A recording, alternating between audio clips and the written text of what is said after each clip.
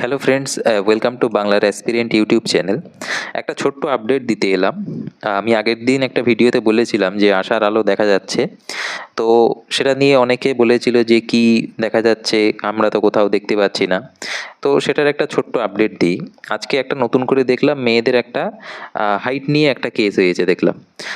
তো মেয়েদের এই হাইট কেস আমরা কবে দেখেছিলাম? মেয়েদের হাইট কেস আমরা দেখেছিলাম ফেব্রুয়ারি মাসের আশেপাশে, যতটা আমার মনে পড়ছে। সেই সময় সিঙ্গেল বেঞ্চ থেকে রায় দেয়, ডিভিশন বেঞ্চে যায়। সেখানে আমাদের পিআরবির পক্ষ থেকে উকিল ছিলেন কল্যাণ বন্দ্যোপাধ্যায় মহাশয়। তো ডিভিশন বেঞ্চেও সেটা মামলাটা খারিজ হয়ে যায়। তো এখন নতুন করে হঠাৎ করে 4 মাস পরে, যেখানে পিইটি পিএমটি জানুয়ারি মাসে হয়েছে, এখন কার মনে হলো যে 5 মাস পরে আমার হাইটের মামলাটা আমার দরকার আর একবার তুলতে হবে? তো অবশ্যই সেটা ডিসমিস হবে, ওটা নিয়ে কোনো ব্যাপার নেই, সেটা আমি দেখলাম, সেটা পরে আসছি।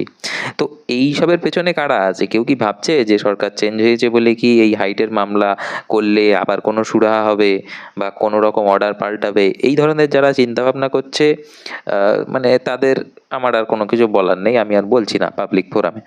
তো যেটা বলার সেটা হচ্ছে, এই উচ্চতা সংক্রান্ত মামলা যেটা উঠেছে, সেখানে দেখলাম যে পিআরবির পক্ষ থেকে একজন অ্যাডভোকেট তিনি হাজিরা ছিলেন। যথেষ্ট ক্যাপেবল ছিলেন, তার কথাবার্তা শুনে যেটা বোঝা গেল, তিনি আগের যে কেসগুলো ডিসমিস হয়েছে, ডিভিশন বেঞ্চে গিয়েছে, সব কিছু ব্যাপারেই তিনি অবগত। এছাড়া যেটা জিনিস দেখলাম আমি ভালো লাগলো, AAG additional advocate of general Bilwadal Bhattacharya মহাশয়, তিনিও সেখানে উপস্থিত ছিলেন। তিনি অবশ্য বসেছিলেন, কিন্তু তিনি সেখানে উপস্থিত কিন্তু ছিলেন। তো যেটা বোঝা যাচ্ছে যে পিআরবি বা সরকারের পক্ষ থেকে ডব্লিউবিপি কনস্টেবল 2024 সংক্রান্ত মামলার জন্য কিন্তু একটা আগ্রহ প্রকাশ কিন্তু এখানে দেখা যাচ্ছে। আগের দিনও যেটা বলেছিলাম যে মামলার কপিগুলো নিয়ে যাওয়া হলো, কপিগুলো ছিল না তাদের কাছে, সেটা বিশ্লেষণ করার জন্য, সেটা ভালোভাবে চেকিং করার জন্য সেটা নিয়ে যাওয়া হয়েছে।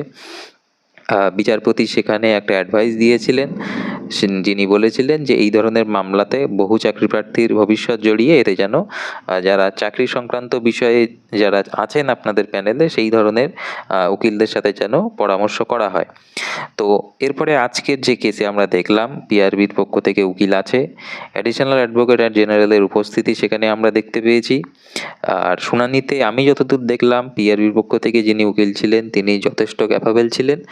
এই পিআরবির উকিল কেমন দেবে না দেবে এই নিয়ে যে অনেক হোয়াটসঅ্যাপ গ্রুপে যে চিন্তা ভাবনা, সেটা আমার মনে হয় আর রাখার দরকার নেই। এগুলো দেখে স্পষ্টই বোঝা যাচ্ছে যে বর্তমানে আমাদের এই রিক্রুটমেন্ট নিয়ে বা এই রিক্রুটমেন্টের উপরে যে মামলাগুলো আছে, সেই ব্যাপারে কিন্তু সরকার এখন গুরুত্ব সহকারে সরকার সেগুলো দেখছে। তো এবার আরেকটা কথা বলি, এটাকে এই হাইটের কেসে 160 সেন্টিমিটার হাইটের দরকার ছিল, গিয়ে আমার হলো 159। আমার অ্যাপিলের করার সেখানে আমার সুযোগ ছিল, করেছে কি করিনি সেটা আমি যাচ্ছি না। তো পরবর্তীকালে আমি কোনো একটা হসপিটালে দেখলাম 161। তাহলে 161টা যখন হলো তখন আমার বেশ ভালো লাগছে। কেন? কারণ 160-এর আমার যে কাঁটাটা সেটা আমি পার করছি।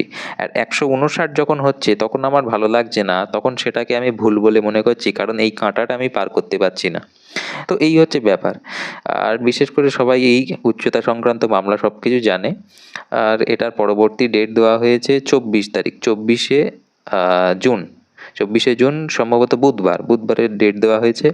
আর আমাদের যে রিজার্ভেশন সংক্রান্ত যে মামলাগুলো আছে, ইডব্লিউএস এর যে মামলাগুলো আছে, সেগুলোর ডেট দেওয়া হয়েছে 22 তারিখ। তো সোমবার আশা করা যায় পিআরবির পক্ষ থেকে ভালো উকিল থাকবেন, যথেষ্ট ক্যাপেবল তিনি হবেন। এবং আশা রাখছি যে এই যারা আমরা বসে আছি চাকরি প্রার্থীরা, বহুদিন ধরে মেরিট লিস্টের অপেক্ষায়, আমরা হয়তো কোনো একটা সুরাহা এখান থেকে পাবো।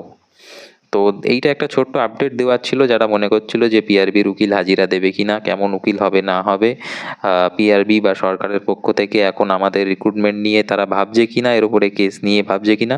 তো যেটা দেখলাম আজকে একটা এই ছোট্ট কেস নিয়ে, যেটা জাজমেন্ট তো অলরেডি আগে ডিভিশন বেঞ্চ থেকে ডিসমিস করেছে, নতুন কেউ হয়তো কেস করেছে এই নিয়ে। তো 5 মাস পরে, এখন জানি না। তো এইবার সেটা নিয়ে দেখলাম পিআরবির পক্ষ থেকে যথেষ্ট ক্যাপেবল অ্যাডভোকেট কিন্তু হাজিরা দিয়েছেন। এবং তিনি যথেষ্ট ভালোভাবে সেখানে সমস্ত বিষয়ে তিনি অবগত আছেন, কোথায় ডিভিশন বেঞ্চে কেস ডিসমিস হয়েছে, সিঙ্গেল বেঞ্চ থেকে গিয়েছে, সমস্ত কিছু সেখানে তিনি বললেন। এবং তার পিছনে আমি দেখেছি আমাদের এডিশনাল অ্যাডভোকেট অফ জেনারেল, তিনি কিন্তু সেখানে উপস্থিত ছিলেন, বিল্লদল ভট্টাচার্য মহাশয়। তো দেখা যাক সোমবার কি হয়, আশা করি সোমবার ভালো কিছু হবে। তো একটা ছোট্ট আপডেট দেওয়ার জন্য ভিডিওটা করেছিলাম। সবাই প্যানিক করো না, সোমবার অবধি দেখো। সোমবারে অবশ্যই আশা রাখছি আমাদের একটা ভালো খবর বা একটা ভালো কিছু আমরা দেখতে পাবো আমাদের যেসব মামলা হয়ে আছে এর উপরে। তো ভিডিওটা একটু লাইক করে দিও, আর তোমাদের যারা ফ্রেন্ড আছে যারা প্যানিক করছে পিআরবির উকিল কেমন হবে না হবে নিয়ে, তাদের একটু শেয়ার করে জানিয়ে দাও। আর চ্যানেলটা একটু সাবস্ক্রাইব করে রাখো, এই ধরনের ভিডিও বা আপডেট আমি যখনই পাবো আমি এখানে দিয়ে দেবো চ্যানেলে।